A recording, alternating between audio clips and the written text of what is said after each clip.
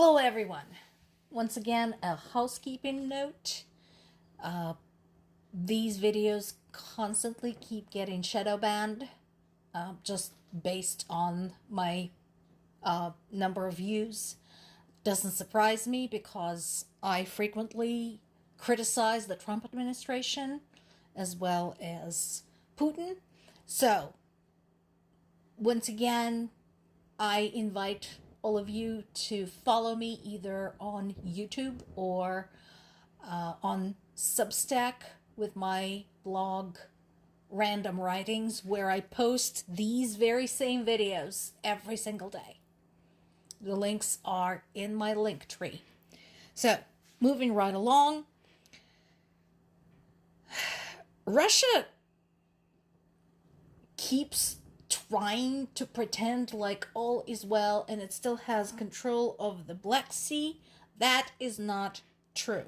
There's been another strike by Ukrainian armed forces against Russian ships, and as the result, 3 Russian ships were were hit. 3 sailors were killed. That's again back at Russia's port of Novorossiysk.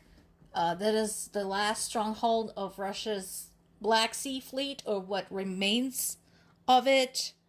And what is ironic about this is that the ships that were struck were, one is the Minesweeper, and other 2 are anti-submarine ships.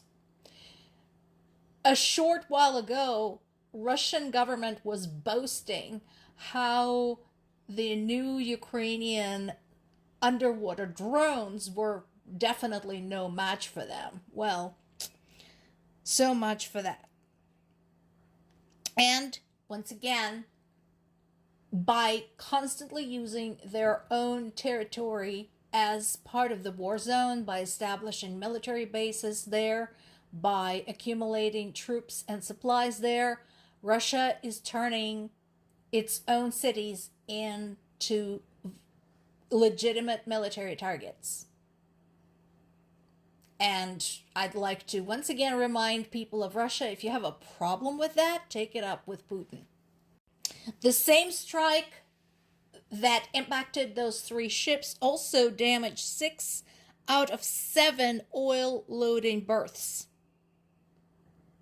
So, yeah, I like the quote from one of the sources reporting on this from Ukraine. There are no protected areas for Russian military facilities. As long as Russia wages war against Ukraine, it will have no peace anywhere, neither at sea, nor on land, nor in the air. Probably not in the air, it's not what they meant to say. Bad translation. But anyway, this is still being verified, but this is where social media is not Russia's friend, because there are now multiple amateur videos filmed by people who live in Novorossiysk and who filmed the explosions at the oil depot. And that is a big boom. When something hits an oil depot, that is a rather spectacular sight. So you are free to pop over and find those videos. Basically, Google Novorossiysk oil depot fire. Now, every time Ukraine strikes something that belongs to Russia, there is a flurry of messages from Russians on X and Telegram, like, oh my God, what for? Why are they doing this? It's like they, I don't know, have been asleep the last 12 years or something. But here is why. Russia, after decimating Ukrainian energy infrastructure in the middle of the most brutal winter they've had in the last 20 years, they're now turning their attention to transportation. So there's been another attack on passenger trains and railroads. And again, that doesn't surprise me at all. They're basically trying to take out all the major systems one after another after another. And also, this is not just preventing the movement of troops and supplies, but this is also preventing people from moving to safer areas. And Russians know this. To anyone who had bought into Putin's bullshit that Russia is peaceful and never attacks anyone, then why did he expand the regular army personnel to nearly 2.4 million people? If he has no plans to attack anyone else, if he's all about peace, why this increase? Any thoughts? And there's also a Russian tanker on fire in Mediterranean. Now, Moscow accuses Ukraine of a sea drone attack. Frankly, I don't give a shit. If it's Russian and it's burning, that is just fine by me. The vessel in question is under a whole stack of sanctions. It shouldn't be there anyway. A meeting took place between Donald Trump and Germany's Chancellor Merz.